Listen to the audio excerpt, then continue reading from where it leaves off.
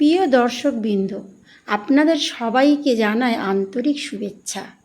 মহাভারত শুধু একটি যুদ্ধের কাহিনী নয়, এটি মানব জীবনের সবচেয়ে বড় শিক্ষা, ধর্ম ও অধর্মের চিরন্তন সংগ্রামের ইতিহাস। আজ আমরা এমন কিছু অজানা রহস্যের কথা জানব যা সাধারণত খুব কম মানুষ জানেন। তাই ভিডিওটি শুরু করার আগে ভগবান শ্রীকৃষ্ণের চরণে প্রণাম জানিয়ে কমেন্টে লিখুন জয় শ্রীকৃষ্ণ। বিশ্বাস করা হয় মহাভারতের এই গোপন কাহিনী শ্রবণ করলে জীবনের অনেক জটিল প্রশ্নের উত্তর পাওয়া যায় এবং মন থেকে অশান্তি দূর হয়। এবার শুনুন মূল কাহিনী। হাজার হাজার বছর আগে ভারতবর্ষের পবিত্র ভূমিতে সংঘটিত হয়েছিল মহাভারতের মহাযুদ্ধ। কিন্তু এই যুদ্ধের আড়ালে লুকিয়েছিল এমন অনেক রহস্য যা আজও মানুষের কাছে অবাক বিষয়। প্রথম রহস্য হলো কুরুক্ষেত্রের যুদ্ধ আসলে পূর্ব নির্ধারিত ছিল।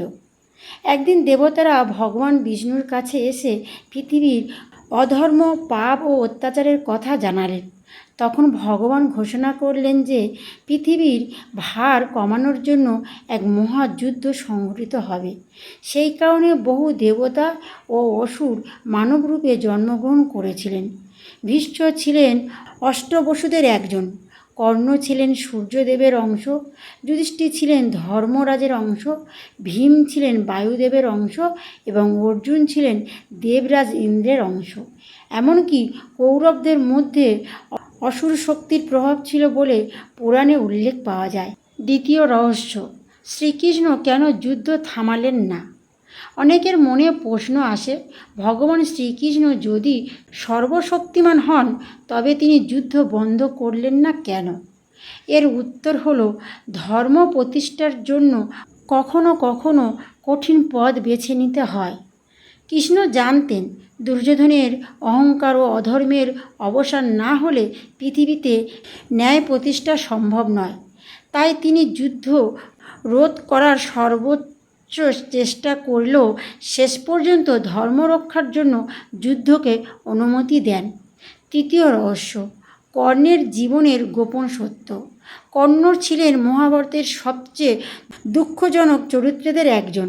তিনি জন্ম থেকেই মহাশক্তিধর ছিলেন, কিন্তু ভাগ্যের পরিহাসে নিজের প্রকৃত পরিচয় জানতে পারেননি।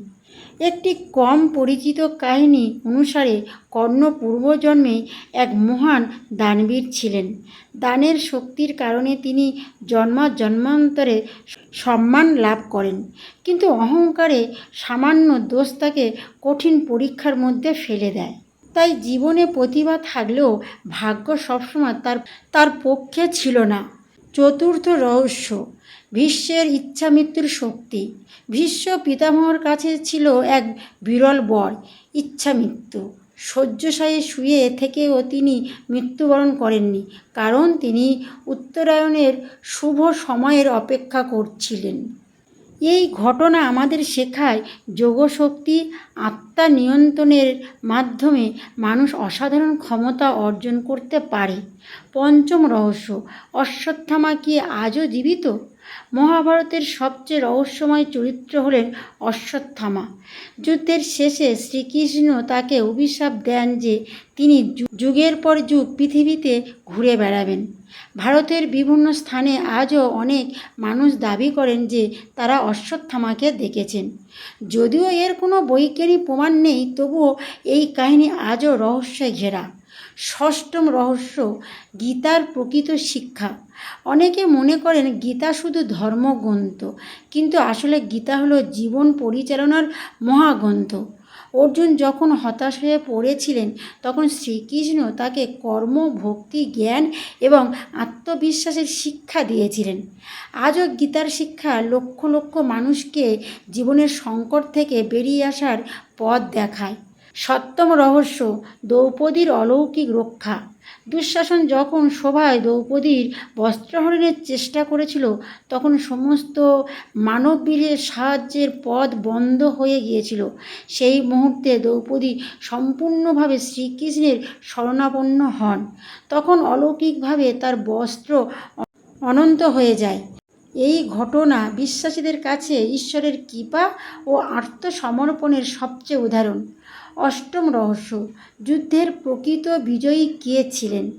সাধারণভাবে মনে করা হয় পাণ্ডবরাই বিজয়ী হয়েছিলেন, কিন্তু মহাভারতের গভীর শিক্ষা বলে প্রকৃত বিজয়ী ছিলেন শ্রীকৃষ্ণ। কারণ তিনি মানুষের মধ্যে ধর্ম, ন্যায় এবং সত্যের প্রতিষ্ঠা করেছিলেন। যুদ্ধ শেষ হলেও তার শিক্ষা আজও জীবন্ত। শেষ শিক্ষা। প্রিয় দর্শকবৃন্দ, মহাভারতের সবচেয়ে বড় রহস্য যুদ্ধ নয়, মানুষের মন। অহংকার মানুষকে ধ্বংস করে, কিন্তু ধর্ম ও সত্য মানুষকে ঈশ্বরের কাছে পৌঁছে দেয়।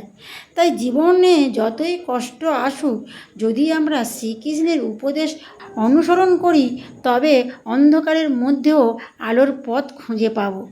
এই কারণে মহাভারত হাজার বছর পরেও শুধু একটি কাহিনী নয়, এটি মানব জীবনের চিরন্তন পথ প্রদর্শক। তাহলে বন্ধুরা, যদি আজকের এই মহাভারতের অজানা রহস্য আপনাদের ভালো লেগে থাকে, তাহলে ভিডিওটি লাইক করুন, শেয়ার করুন এবং চ্যানেলটি সাবস্ক্রাইব করতে ভুলবেন না। সবাই একবার কমেন্টে লিখুন, ধর্মের জয়, অধর্মের পরাজয়। জয় শ্রীকৃষ্ণ।